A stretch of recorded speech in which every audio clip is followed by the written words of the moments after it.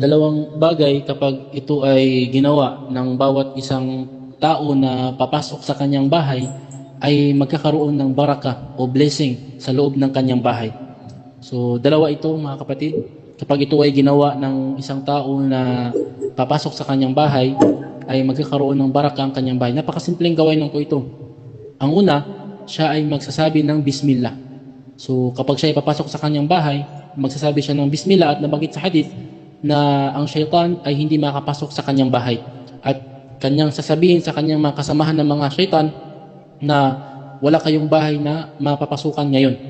So yun yung una. At syempre, bawat membro ng pamilya ay magsasabi ng ganun. Ibig sabihin, lahat ng papasok, kahit na kayo ay grupo, ang bawat isa ay magsasabi ng Bismillah kapag siya ay papasok sa kanyang bahay.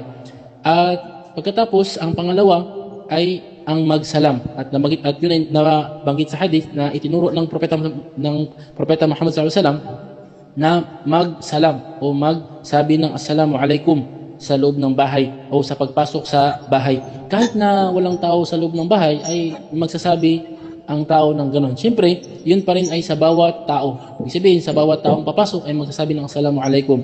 So, ganun mga kapatid, napakasimpleng bagay lang, dalawang gawain na kapag ito ay ginawa ng isang tao, ay magkakaroon ng baraka o biyaya ang kanyang bahay.